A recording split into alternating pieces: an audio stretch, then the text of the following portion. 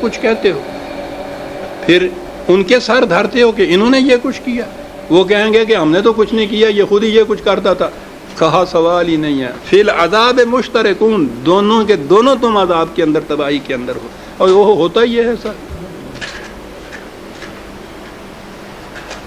وہ تو مشترک ہوتے ہیں اس میں۔ ہاں یہ رسول، ان کی یہ حالت ہو گئی، خود قانون کی طرف سے اعراض برتا، مساحہ مسلط ہو گئے، فریب نفس میں مبتلا ہو رہے ہیں، آواز سے ہی سن نہیں سکتے، انڈے کا خول ان کے اوپر چڑھا ہوا، تو کہا اوا انت تسمع الصم، وہ ان بہروں کو تو سنا رہا ہے، او تہدی العمی، اندھوں کو تو صحیح راستہ دکھا رہا ہے۔ انہوں نے تو خود اپنے کانوں میں اس قسم کے ڈانٹ لگا دیے، آنکھوں پہ پردے ڈال دیے۔ تو عزیزان من، میں آپ تو ایک طرف رہے، رسول کی آواز بھی وہ سن سکتا تھا جو اپنے کانوں کو کھلا رکھے، اس کی روشنی سے بھی مستنیر وہ ہو سکتا تھا جو اپنی آنکھوں کو کھلا رکھے۔ اتنا بڑا سورج کیا کر لے گا اگر تم آنکھیں بند کر لو گے تو؟ وہ تو کچھ نہیں کر سکتا، آنکھوں کا کھلا رکھنا ضروری ہے۔ افانت تسمع الصم او تهدی العمی ومن کان فی ضلال مبین، کہا یہ تو جو ان کو ہر بار یہ کہتا رہتا ہے کہ یہ بھی تباہی آئے گی، اس سے بھی تباہی آئے گی، اس سے باز آ جاؤ، یہ جو نصیحت کرنے والا ہے، کہا یہ پھر اب دعائیں مانگ رہے ہیں کہ یا اللہ یہ کسی طرح جلدی سے مربر آ جائے تو جان چھوٹے ہماری، صبح شام صبح شام اس نے تو یہ کچھ کہا۔ ان سے پوچھو فَإِمَّا نَذْهَبَنَّ بِكَ فَإِنَّ مِنْهُمْ مُنْتَقِمُونَ، کہا یہ جو کچھ تباہیاں ان پہ آنی ہیں، یہ نہیں ہے کہ یہ تو ان کو کہتا رہتا ہے یہاں بیٹھا ہے تو تیری وجہ سے آئیں گی، یہ تو ان کے اپنے ظلم کی وجہ سے آنی ہے، تو ہو یا نہ ہو، ان سے کہو کہ میرے مرنے سے تم نجات نہیں پا جاؤ گے۔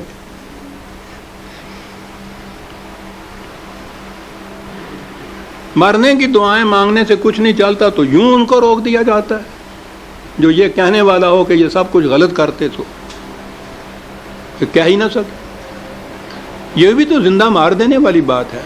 کہا یہ پھر اس کا حال یہ سوچتے ہیں، یہ نہیں کہ ہم اپنے متعلق سوچیں کہ ہم غلط کار ہیں، غلط راستے پہ جا رہے ہیں، نہ، یہ کیوں کہہ رہا ہے ایسی بات، بڑی چیز ہے یہ، کہ نہ یہ کہے گا، نہ کوئی ہم متون ہوں گے، نہ دنیا میں برا کہے گی، یہ کیوں کہہ رہا ہے، جائے یہاں سے کسی طرح سے آبا مکے۔ کہا کہ اس کے جانے اور رہنے سے بات نہیں ہے، یہ تو تمہارے اپنے جرائم ہیں جن کی وجہ سے یہ تباہی آنی ہے۔ او نرینک الذی وعدناہم فإنا علیہم مقتدرون، تمہاری زندگی میں یہ کچھ ہو جائے، تمہارے مرنے کے بعد یہ کچھ ہو جائے، اس سے کچھ فرق نہیں پڑتا۔ انا علیہم مقتدرون، ہمارا قانون مکافات عمل ہے جو ان کے اوپر قادر ہے، وہ نہیں مرتا، وہ کہیں جاتا بھی نہیں ہے، وہ تو عمل کے اندر ہی وہ تباہی مضمر ہوتی ہے، میری تعمیر میں مضمر ہے ایک صورت تباہی، کیا بات ہے، وہ تباہیاں اس کے اندر مضمر ہوتی ہیں، کہنے والے کی وجہ سے نہیں آتی، اس کے چلے جانے سے یہ مٹ نہیں جاتی، اس کی زبان بند کرنے سے بھی یہ غیر مؤثر نہیں ہو جاتی، یہ تو تباہیاں ان کے اندر ہیں۔ بچنا چاہتے ہو تو ان جرائم سے بچو، اپنے آپ کو بچاؤ، بس پھر ٹھیک ہے۔ ان کے لیے بد دعائیں مانگنا اور یہ طریقہ سوچنا، کہا کہ یہ کچھ تم کرتے رہو، اس سے نہ اپنی جان کو کھپاؤ کہ یہ کیوں اس کے باوجود تباہ ہو رہے ہیں۔ کہا تمہارا کام یہ تھا کہ ان کے بتا دیتے کہ یہ سنکھیا ہے، اس کے کھانے سے تمہیں موت ہو جائے گی، تمہیں وکیل نہیں مقرر کیا گیا، محافظ نہیں مقرر کیا گیا، جابر نہیں مقرر کیا گیا کہ ان کا ہاتھ پکڑ لو، ہم انسان کے اختیار و ارادے کو سلب نہیں کرنا چاہتے. یہ الگ بات ہے کہ زندگی ہو یا ہلاکت ہو، الا بینہ آئے گی، دلائل و برہان کی روح سے آئے گی، وہ ان کو سمجھاتے جاؤ تمہارا کام اتنا ہے. یہ سمجھنے سوچنے کے باوجود اگر وہ سینکھیا پھانک لیتا ہے تو یقیناً ہے ہلاکت اور موت تو یقینی ہے. بس تیرا کام اتنا ہے رسول، اس سے زیادہ اپنی جان کو نہ بھلاؤ. فاستمسک بالذی اوحی الیک انک علی صراط مستقیم. تم خود اس وحی کے ساتھ متمسک رہو، اور جب وحی کے ساتھ متمسک رہو گے تو تم خدا کی بتائی ہوئی سیدھی راہ کے اوپر چلتے جاؤ گے. تمہاری ذمہ داری اتنی ہی ہے. حضور سے کہا گیا ہے کہ تمہاری ذمہ داری یہ نہیں ہے کہ ان کو راستے پہ چلاؤ بھی، ذمہ داری یہ ہے کہ بتا دو کہ راستہ صحیح کون سا ہے. اس لیے تم وحی کے ساتھ متمسک رہو، اور یہی صراط مستقیم ہے. کہا ان لوگوں کی بات تمہیں بتائیں، بڑا عمدہ یہ چیز ہے. اِنَّهُ لَذِكْرٌ لَكَ وَلِقَوْمِكَ.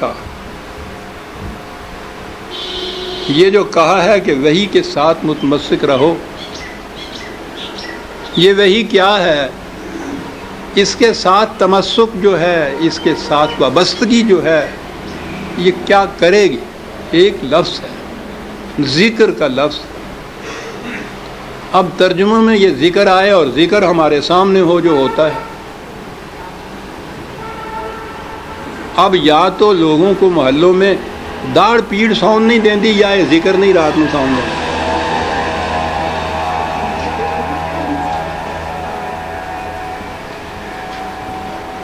ذکر ہو رہا.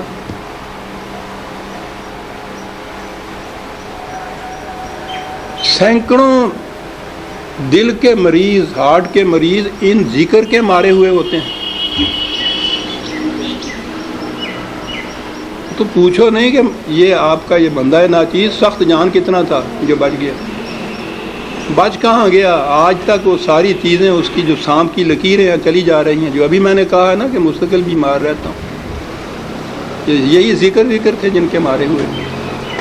ذکر کا ترجمہ یہ ہو گیا، ذکر یہ کیا اور کر لیا. قرآن کہا ہے کہ یہ تیرے لیے اور تیری قوم کے لیے ذکر کا موجب ہے. سوچو تو صحیح کیا بات ہوئی. ذکر کے معنی ہیں شرف اور عزت اور تکریم اور ربت اور بلندی اور سربلندی. کہا یہ جو کچھ تو ان کے پیش کر رہا ہے، تمہیں کہا ہے کہ اس کے ساتھ تمسک رکھو، تمہارے لیے بھی لے قوم، اور اس تمہاری قوم کے لیے بھی شرف اور عزت کی باعث ہے یہ جو کچھ ہم پیش کر رہے ہیں. اور دوسری جگہ بڑے عمدہ انداز میں بات کی ہے. 23/71 23/71 ہی ہے. کیا بات ہے سر.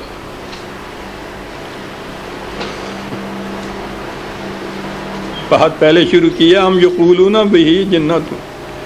کہا یہ تم باتیں کرتے ہو تو ان کے پاس دلیل تو ہوتی نہیں ہے، تو یہ جواب میں کہتے ہیں پاگل ہو گیا ہے. پاگل.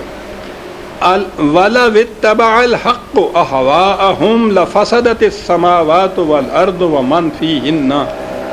الحق جو ہے خدا کی طرف سے، اگر لوگوں کی خواہشات آرزوئیں کا اتباع کرنے لگ جائے تو یہ ساری کائنات تہس نہس ہو جائے. وہ تو دوسری جگہ کہا ہے کہ یہ تو اتباع ہوا ہے. اگر وہ کہیں دو خدا ہوتے تو تم دیکھتے کیسے تہس نہس ہوتی. ایک کہتا سورج کو چاڑو باہر آ جا، دوسرا کہتا نہیں اور نہیں ٹھہر جا. اور اسی لیے اس نے یہ کہا ہے کہ آقا ایک ہی ہونا چاہیے تب آرام سے گزر سکتی ہے.